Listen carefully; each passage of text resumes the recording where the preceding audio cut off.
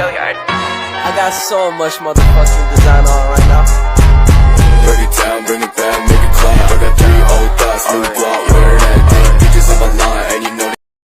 Gas mulia adalah unsur-unsur yang terdapat dalam golongan 8A yang memiliki kestabilan yang sangat tinggi dan sebagian ditemukan di alam dalam bentuk monoatomik karena sifat stabilnya, tidak reaktif, dan susah bereaksi dengan bahan kimia lain. Unsur-unsur dalam gas mulia terdiri atas helium, neon, argon, krypton, xenon, dan radon. Yang berikut adalah sifat-sifat gas mulia. Yang pertama ada sifat atomik. Pada sifat atomik, molekul-molekul gas mulia terdiri atas satu atom. Unsur-unsurnya memiliki jari-jari atom yang semakin besar apabila dilihat dari atas ke bawah atau dari helium ke radon. Energi ionisasinya semakin kecil, seiring dengan bertambahnya jari-jari atom, sehingga semakin mudah melepaskan elektron. Yang kedua, sifat fisik. Gas mulia memiliki titik lele dan titik didih yang sangat rendah. Titik lele dan titik didih unsur-unsur gas mulia dari atas ke bawah, yaitu dari helium ke radon, akan semakin bertambah seiring dengan bertambahnya massa atom dan jari-jari atom. Kerapatan unsur-unsur gas mulia juga akan semakin bertambah dari atas ke bawah. Tiga adalah sifat kimia. Unsur-unsur gas mulia memiliki konfigurasi elektron yang stabil karena semua elektron pada kulit terluarnya sudah berpasangan atau penuh. Hal ini yang menyebabkan gas mulia cenderung sulit bereaksi dengan unsur lainnya loh. Namun, saat ini sudah ada beberapa unsur gas mulia yang dapat bereaksi dengan unsur lain yang sangat elektronegatifan, yaitu xenon dan krypton.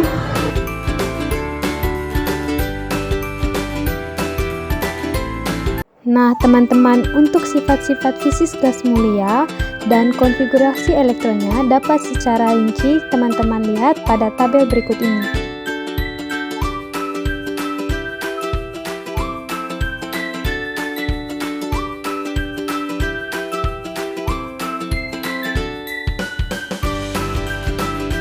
Nah teman-teman, sekarang kita masuk pada topik pembahasan yang berikut, yaitu macam-macam gas mulia. Yang pertama ada helium. Helium memiliki nomor atom 2 dan nomor massa 4. Helium merupakan unsur gas mulia terbanyak kedua setelah hidrogen. Helium terbentuk dari peluruhan zat radioaktif, yaitu uranium dan thorium. Gas ini merupakan zat yang ringan dan tidak mudah terbakar loh. Nah, for your information nih guys, walaupun wujudnya berbentuk gas, helium dapat dicairkan dalam suhu yang amat rendah dan dalam tekanan yang tinggi. Selain tampilannya yang tidak berwarna, helium juga tidak berbau, tidak berasa, dan tidak beracun.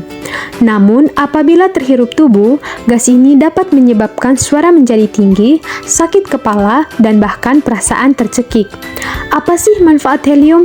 Nah, manfaat helium dalam wujud cair dapat digunakan sebagai zat pendingin karena memiliki titik uap yang sangat rendah. Yang kedua, ada neon. Neon memiliki nomor atom 10 dan nomor massa 20.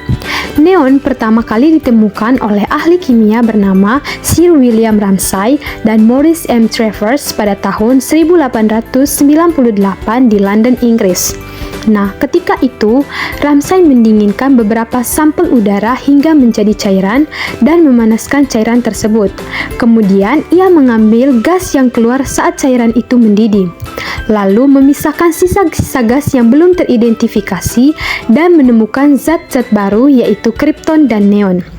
Meskipun gas ini tidak berwarna, neon akan memancarkan warna orange kemerahan jika berada pada medan listrik bertegangan tinggi. Selain kegunaan sebagai pengisi lampu neon, unsur gas mulia ini juga dapat berfungsi sebagai penangkal petir, pengisi tabung televisi, dan dalam wujud cair dapat digunakan sebagai zat pendingin. Macam-macam gas mulia yang ketiga yaitu argon. Argon merupakan gas terbanyak ketiga yang terdapat dalam atmosfer bumi setelah nitrogen dan oksigen. Argon terbentuk dari peluruhan zat radioaktif berupa kalium yang terdapat di kerak bumi. Unsur ini memiliki tingkat kelarutan dalam air yang sama dengan oksigen dan bahkan 2,5 kali lebih mudah larut dibandingkan dengan nitrogen. Argon bersifat tidak reaktif atau inert. tidak mudah terbakar, dan tidak beracun. Ketika berada dalam medan listrik, argon akan memunculkan warna lilac atau ungu. Unsur gas mulia ini banyak digunakan bidang industri, baik dalam wujud gas maupun cair. Kegunaan lain argon adalah sebagai gas inert yang melindungi dari bunga api listrik saat proses pengelasan, produksi titanium dan unsur reaktif lainnya, serta digunakan sebagai lapisan pelindung dalam pembuatan kristal silikon dan germanium. Yang keempat yaitu krypton. Krypton merupakan gas yang paling langka di atmosfer dari unsur-unsur gas mulia lainnya. Sama halnya dengan neon, krypton ditemukan oleh ahli kimia bernama Sir William Ramsay dan Maurice M. Travers dari sisa-sisa gas pada sampel udara cair yang dipanaskan kembali hingga mendidih. Pada kondisi normal, krypton bersifat tidak berwarna dan tidak berbau. Namun, apabila diletakkan pada medan listrik bertegangan tinggi, krypton akan memancarkan cahaya berwarna putih. Macam gas mulia yang berikut tentang xenon. Nah, jadi xenon adalah unsur kimia dengan lambang Xe dan memiliki nomor atomnya 54. Ia adalah gas mulia yang padat dan tidak berbau. Jadi, setelah Sir William Ramsay dan Maurice M. Travers menemukan krypton dan neon di tahun yang sama, mereka kembali menemukan unsur gas mulia yang lain yaitu xenon. Jadi, xenon ditemukan dalam residu yang tersisa dari hasil pemanasan sampel udara cair. Nah, xenon adalah gas berat yang langka dan tidak berbau. Gas ini bersifat tidak reaktif pada bagian besar bahan kimia. Nah, xenon akan memancarkan cahaya berwarna biru saat berada pada medan listrik yang bertegangan tinggi.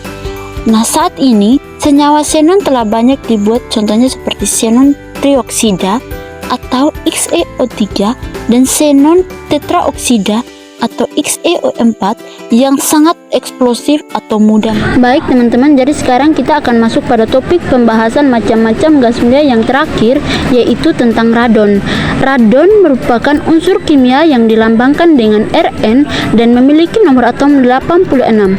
Radon merupakan unsur gas mulia yang bersifat radioaktif. Nah, radon terbentuk dari penguraian radium, zat kimia radioaktif dari unsur logam. Radon tidak mudah bereaksi secara kimia, namun sangat berbahaya bagi kesehatan karena sifatnya yang radioaktif.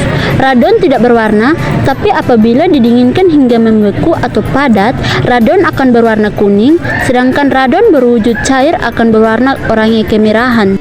Nah, teman-teman, apa sih kegunaan radon itu? Jadi, meskipun kegunaan radon sebagai radioterapi kanker, apabila gas ini terisap cukup banyak, justru akan menimbulkan penyakit kanker paru-paru. Sekian presentasi dari kelompok kami. Semoga video yang kami bawakan dapat bermanfaat bagi teman-teman